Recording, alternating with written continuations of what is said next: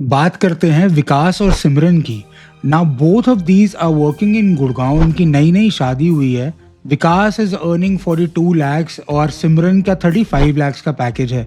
सब कुछ बढ़िया था, कुंडली मिल गई, ये एक दूसरे को पसंद आ गए, एवरीथिंग इज गोइंग वेल। लेकिन सिर्फ 10 महीने में they end up in a court. Family की involvement was not a problem in this marriage. इस मैरिज में जो इश्यूज थे ना, वो बहुत ही सिंपल थे, जो कि इनिशियल लेवल पे अगर चेक या क्रॉस चेक किए जाते तो ये कपल को प्रॉब्लम होती ही ना। Today we gonna talk about what kind of woman should you marry. Hi, I am Anurag Huria and I am a matchmaker. I'm deeply rooted into the wedding industry and I have so many cases for second marriage that come to me daily कि उनके साथ क्या हुआ था पहली शादी में and what kind of a preference that they have for the next marriage। अपनी कंसल्टेशंस में से बहुत ही सिंपल और सीधा video without any second level thinking आपके लिए लेकर आता हूँ। All the points that we're going to share in this video can have a deeper video on its own। अगला उसका 15-20 मिनट का वीडियो अपने आप बन सकता है। जो वीडियो आपको चाहिए हो please let me know in the comments. Let's begin. सबसे बेसिक से स्टार्ट करते हैं। What should be the age difference of the girl that you want to marry. देखो आजकल टियर 1 सिटीज में एज बहुत ज्यादा डिफरेंस नहीं होता, हद से हद 2 साल, नहीं तो सेम एज की लड़कियां भी लोग एक्सेप्ट कर रहे हैं, अपने से 1-2 साल बड़ी भी लड़कियां एक्सेप्ट करते हैं। बट अगर आप नॉर्मली पूछो, the standard is around 2 to 5 years। हमारे यहाँ पर जितने मैचेस हम लोग कराते हैं उसमें मैक्सिमम 2 to 5 years का डिफरेंस रहता है।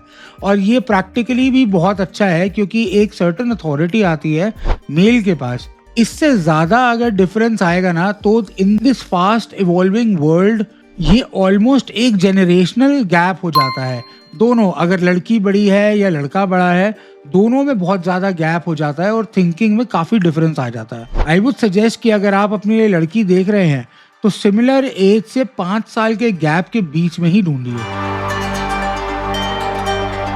Then let's talk about looks. ये बहुत इंपॉर्टेंट फैक्टर है आज की डेट में टू गेट मैरिड। जैसे रेटिंग स्केल होता है 1 to 10 का, कोई अगर 7 है वो अगर 9 को ढूंढेगा तो प्रॉब्लम ही होगी आपको।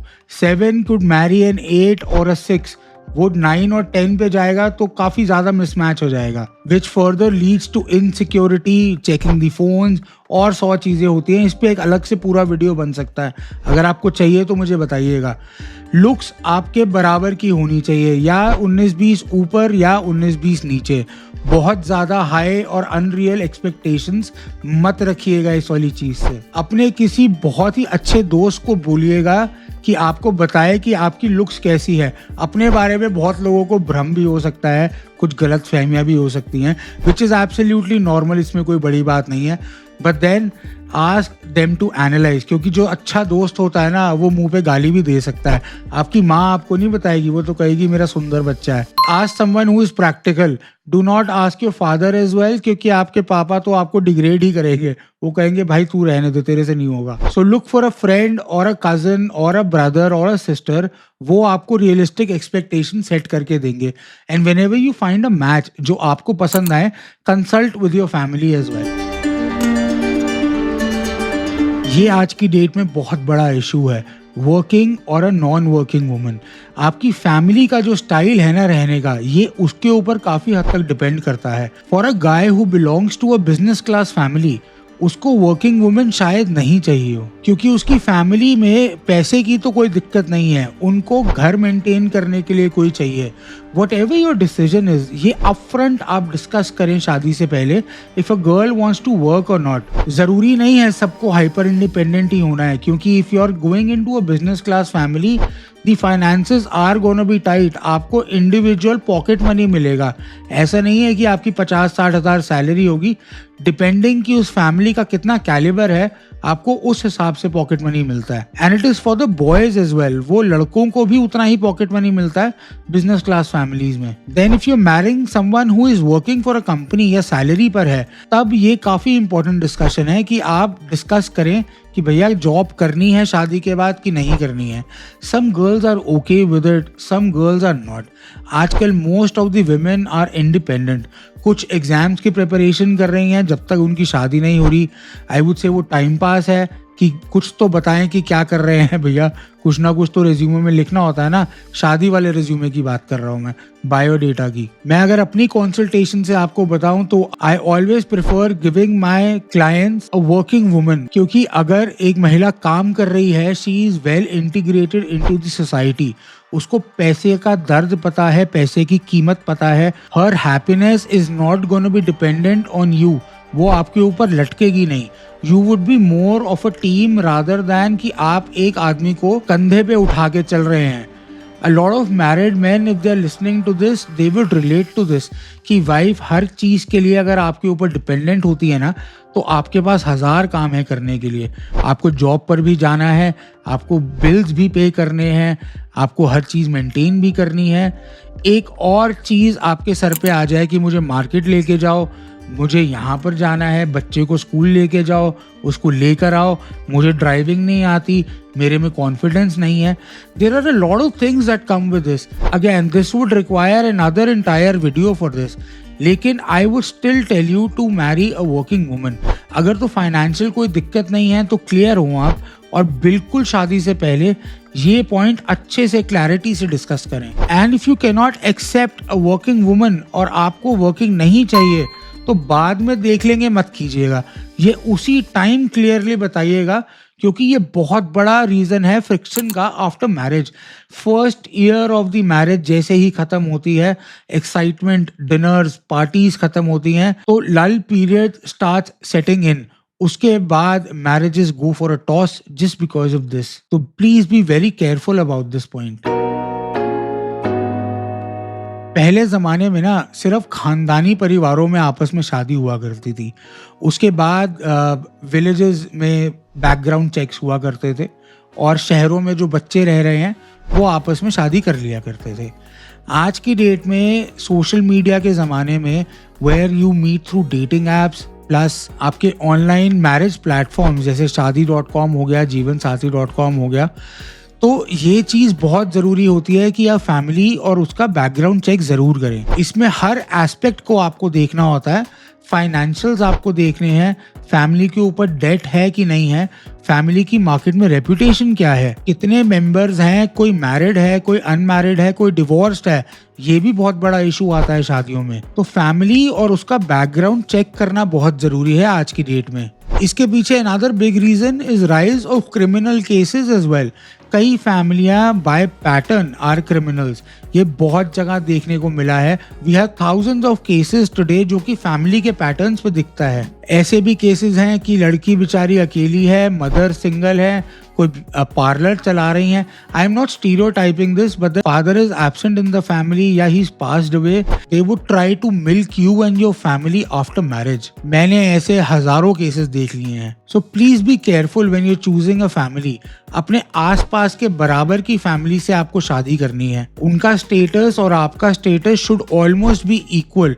इसी तरीके से आपकी वैल्यूज भी सेम होती हैं। I'll add another point under this point only कि आपको इंटर कास्ट और इंटर रिलीजन मैरिजेस नहीं करनी है। कोई बहुत ही ज्यादा हार्डकोर प्यार हो गया है आपको, आप बिल्कुल ही पागल हो चुके हैं, यू लॉस्ट योर माइंड, तो आप करना चाहते हैं तो ऑब्वियसली कर लीजिए। आज की डेट में इतना डिफरेंस नहीं होता है, लेकिन सरफेस की जो चीजें अलग हैं उससे ज्यादा आपकी डेली लाइफ में बहुत डिफरेंस होता है when you do an intercaste or an inter-religion marriage. Again, this would need another entire video to decode why it is important to marry into your own caste and your own religion. देखो, मैं कोई धकियानूसी आदमी नहीं हूँ जो आपको ये बता रहा हूँ, पर मैं ये सिर्फ कह रहा हूँ कि लाइफ में ऑलरेडी 150 प्रॉब्लम्स हैं, आपको 151 प्रॉब्लम्स नहीं चाहिए। और ये एग्जैक्टली 151 नहीं होती हैं, ये 251 हो जाती हैं, because there are 100 more problems that come with it. आप जब इंटर कास्ट और इंटर रिलीजन मैरी करते हैं तो बहुत चीज़ें चेंज हो जाती हैं। रोज़ बेसिक चीज़ों में आप रोज़ सुबह खाना क्या खाएंगे से लेकर आप कौन से भगवान को मानेंगे, ये चीज़ें भी आपकी चेंज हो जाती हैं। So please be careful of this. ये थोड़ा सा नया टॉपिक है, आई am not sure if anyone has discussed it on the internet. एक चीज़ होती है एंटाइटलमेंट, कि भैया इतना तो होना ही चाहिए। अगर लड़की आपको बोले शादी से पहले कि आपकी सैलरी इतनी तो होनी ही चाहिए मुझसे शादी करने से पहले, तो सीधा सीधा मना कर दें। No one is entitled in this life. जो अपने आप को एंटाइटल्ड फील करते हैं, मैं एस्ट्रोलॉजिकली बता रहा हूँ, वो वही चीजें फेस करते हैं लाइफ में। कोई अगर सोचता है कि मैं करोड़पति माइंडसेट लेके चलूंगा और मुझे तो बिलियनर हस्बैंड चाहिए, उसके बाद पैसा इतना हो, अंधा हो, ऐसा हो, और मैं फॉरेन ट्रिप्स करूं और हर रोज घूमने जाऊं, लंबी गाड़ियों में घूमूं, शॉपिंग करूं, that person is bound to face issues with money someday. Entitlement does not work in the real world. और इससे आपको ये भी पता चलता है कि सामने वाला इंसान is not flexible. कल को लाइफ में कोई भी इशू आया तो वो आपको छोड़ के चला जाएगा। There was a recent case, अभी उसका वीडियो भी मैं बना रहा हूँ। A guy married a woman through social media और शादी के सिर्फ 1-1.5 साल बाद उसको कैंसर हो जाता है। Without even the husband passing away, without taking a divorce, वो लड़की दूसरा हस्बैंड लेकर उसके सामने हॉस्पिटल में आ जाती है। Imagine the kind of pain the guy went through. और उसने सिंपल सी बात बोली, तू तो कल को मर जाएगा तो मेरा क्या होगा। I mean how selfish can you be. Be sure to watch that video, अभी 1-2 दिन में वो भी आ जाएगा। Finances are very important in marriages these days. जो मैंने आपको स्टार्टिंग में केस बताया था कि मैरिज में रिफ्ट हुई थी, finances was a big reason behind that. देखो, सबकी फाइनेंशियल हैबिट सेम नहीं होती। कोई स्पेंडिंग मेंटालिटी का होता है, कोई सेविंग मेंटालिटी का होता है। और कई लोग जो टियर 2, टियर 3 सिटीज से अच्छी जॉब लगवाकर सिटीज में आ चुके हैं, उन लोगों का माइंडसेट और कोई दिल्ली जैसी जगह या बॉम्बे जैसी जगह में लड़की बड़ी हुई है, उसका माइंडसेट बहुत अलग होता है। And vice versa. इसमें कुछ भी गलत नहीं है, कुछ भी सही नहीं है। आपको अपने सिमिलर माइंडसेट वाली लड़की से शादी करनी है। या तो अगर आप स्पेंडर हैं और वो सेवर है, तो ऐसे मैचेस बहुत अच्छे काम करते हैं, बिकॉज यू गाइज अंडरस्टैंड कि एक बंदा अगर उड़ा रहा है तो the second person could plan everything. Usually women are great at saving money. Men are still spending more than it is required. So please check properly for the kind of money mindset that the other person has. Social media हम नहीं भूल सकते। Social media is a great reason to say yes or no to a marriage these days. If you see a girl posting everything on social media, you should ask her a question, what is your target with it? अगर वो already कोई influencer है और उससे पैसा कमाती है तो वेल एंड गुड, उसका सोशल मीडिया चेक कीजिए, what kind of content she is posting. अगर आप जॉब करते हैं और लड़की को वंडरलस्ट है और उसको हर हफ्ते घूमने जाना है, ट्रैवल कंटेंट डालना है, तो मेरे भाई शादी मत कर लेना, बर्बाद हो जाओगे। बाल पकड़ पकड़ के रोगे अपने। आप तो एक तरफ ऑफिस में धक्के खा रहे होगे, टारगेट्स पूरे कर रहे होगे, और ये हर 2 हफ्ते बाद अपने बैग्स निकाल के बैठ जाएगी और कहेगी चलो घूमने चल रहे हैं, ऑफिस में छुट्टी अप्लाई करो या वीकेंड ट्रिप्स करो। You will be tired out of your mind, you will be out of your finances, because initially content creation, social media does not pay any money. सिर्फ इन्वेस्टमेंट ही investment लगता है। हाँ, अगर आप बाहर जा रहे हो कोई घूमने या ट्रैवल का आपका काम है तो बहुत अच्छा है आपके लिए, आप बनाइए travel content, there is nothing wrong with it. Also I would go into a very controversial territory कि भैया उसका कंटेंट देखिए, कैसा कंटेंट बना रही है, कहीं गेट रेडी विद मी वाली रील्स तो नहीं बना रही, किस तरीके से she is trying to take the attention from the attention economy today. ये बहुत डीप कॉन्वर्सेशन है। Again mentioning it on a video यहाँ पर बहुत कंट्रोवर्शियल हो जाएगा। If you want a specific video मुझे कमेंट्स में लिख के बताइएगा। ये बहुत कंट्रोवर्शियल पॉइंट है आज की डेट में। Okay, so this thing is not talked about enough. उसका सपोर्ट ग्रुप और फ्रेंड्स ग्रुप को आप एक बार ही देखिए, उसमें कोई डिवोर्स्ड महिला तो नहीं है। आई am not stereotyping divorced women, लेकिन अगर कोई है, उसका कितना इम्पैक्ट आपकी होने वाली वाइफ के ऊपर है, ये जरूर चेक कीजिएगा। Someone who has had failed relationships, वो हर चीज में जब भी उस पर कोई कंसल्टेशन जाएगी, जब भी आपकी लड़ाई होगी, जब भी आपकी बीवी परेशान होगी, वो उसको फोन करेगी तो वो आगे से टॉक्सिक एडवाइस ही देगी, वो कोई भले की बात नहीं करेगी। She could be a major reason why your marriage would collapse, और आपको पता भी नहीं चलेगा इस बात में। इसी तरीके से उसके घर वालों को भी देखिए, स्पेशली उसकी मदर का बिहेवियर देखिए। स्मार्ट मैन वुड रियलाइज कि जिस लड़की से आप शादी करने वाले हैं उसकी जब आप माँ को देखेंगे तो आपको अपना फ्यूचर दिख जाएगा। इन 99% of the cases the woman, the girl that you're marrying would turn out to be a woman that is already there in the house. Do not miss these signs. ये बहुत डीप बात है जो कि हजारों consultations के बाद मैं आपको कंफर्म करके कह रहा हूँ। और अगर आप अभी तक इस वीडियो पे हैं तो आपको मैं फाइनल और सबसे बड़ा पॉइंट बताता हूँ जो कि हर चीज को ओवर पावर कर देता है।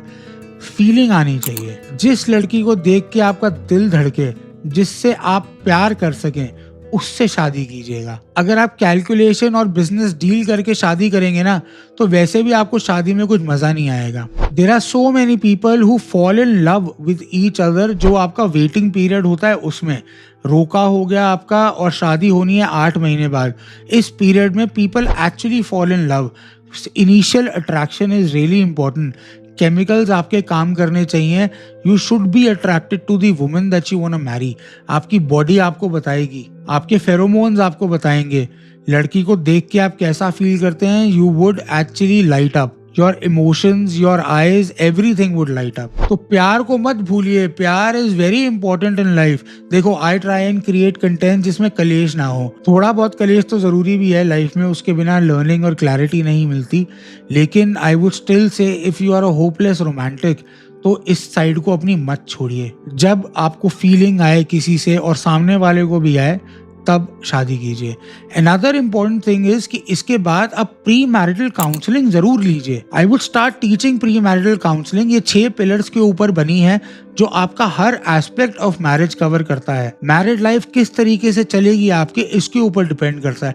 अब आप कहोगे यार बंदा सामने से झूठ भी बोल सकता है, लेकिन इट इज बिल्ट इन सच अ वे कि लोग झूठ नहीं बोल पाते क्योंकि questions would cross each other of. एक क्वेश्चन में अगर झूठ बोलेगा तो आगे जाके फंस जाएगा। Pre marital counselling can save a lot of issues in your life जो शादी के बाद में होंगे। भाई आजकल शादियां बहुत महंगी पड़ रही हैं और डिवोर्स तो उससे भी ज्यादा महंगे हैं। Why not invest a certain amount in premarital counselling. और सबसे इंपॉर्टेंट है लाइफ में to protect yourself and always stay blessed. Thank you.